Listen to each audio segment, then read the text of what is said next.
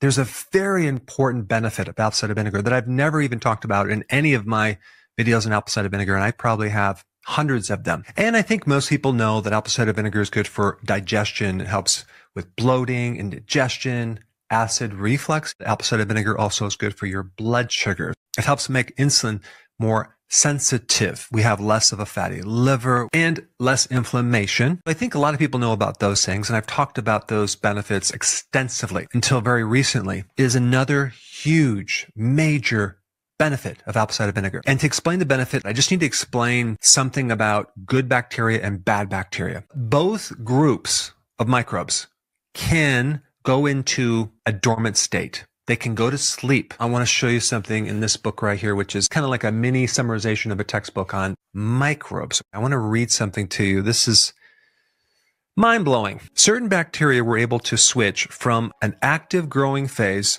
to dormancy. This is a survival mechanism triggered mainly by starvation signals. Of course, if you're going to starve them off, they're going to die, right? The last resort response to starvation that a cell undergoes once all other stress coping mechanisms have failed. The purpose is to generate a metabolic inactive cell that will maintain the genetic information under various environmental stresses, including ultraviolet radiation and certain enzymes and certain chemicals. When that microbe is in a dormant state, it's protected, especially against antibiotics. Thanks to its architecture, a dormant microbe can survive decades to thousands of years. What? The things that revive a good bacteria versus a bad bacteria or a bad pathogen are not the same. What will wake up the good bacteria that are sleeping? There's several things, but the thing that I want to talk about is the change of environment. Just by changing the pH, you can either wake up a good bacteria or put them to sleep. Most of the good bacteria thrive in an acid environment, and this acid protects them because a lot of pathogens cannot live in that acidic environment, but the good guys can. And so when you're taking apple cider vinegar, you're acidifying the environment. Now, you can also do this with kombucha tea, pickle juice, sauerkraut, kimchi, things like that. A lot of health problems occur because the bacteria now can penetrate through this immune wall, go into your bloodstream, and create a systemic infection and create all sorts of issues. There's two main entry points these microbes kind of get into your blood. One is through the colon, and the other is through your gums. In fact, there's certain reports that when they look at plaquing in the arteries, they're finding bacteria from your mouth. A lot of skin problems is coming from this bacteria that should be in the gut, but it's called translocated. It moves in a different part of your body. There's another type of microbe that creates butyrate, which is kind of a byproduct that helps insulin resistance. Those microbes love an acidic environment.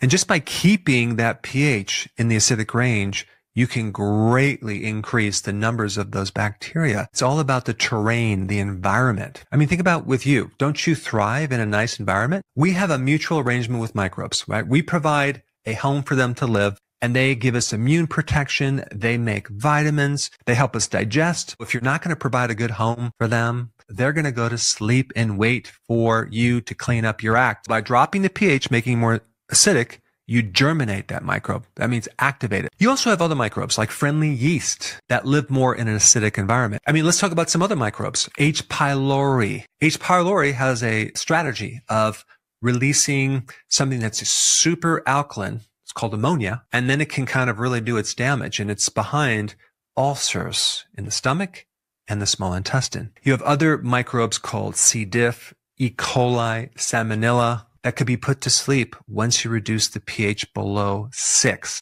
You have the small intestine, and then you have the large intestine, right? The large intestine is where the majority of microbes are.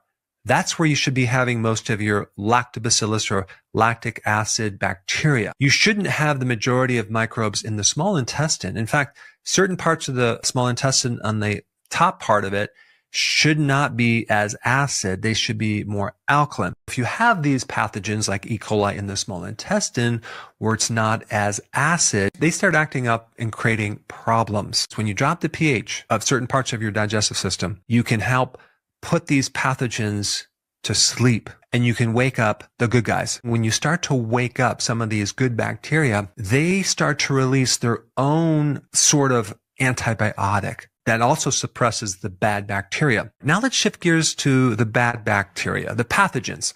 How do you wake those guys up? The main way is not necessarily just to increase the pH and make the body more alkaline.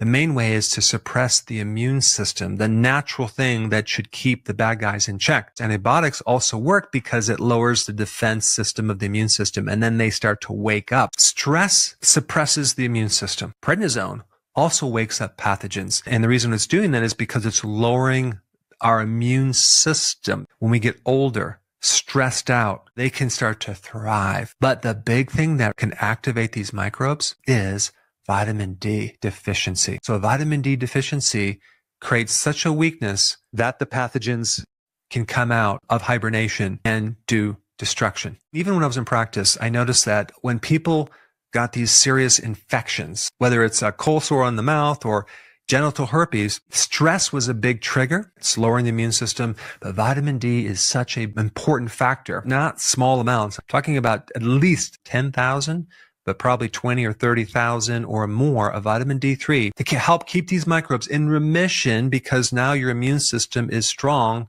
and it can keep those guys in check. I hope you now know the importance of apple cider vinegar and other natural acidifiers that can help change the environment of your gut. So what I would recommend is taking 1 tablespoon of apple cider vinegar in a little water in the evening every single day. You drink it with a straw, and you can add lemon in it if you want, or just do apple cider vinegar. The type of apple cider vinegar I like is Fairchild's apple cider vinegar. That's the one that I use. I hope this information helped you. And if you haven't seen this video on apple cider vinegar, you should check it out. It got millions of views right there.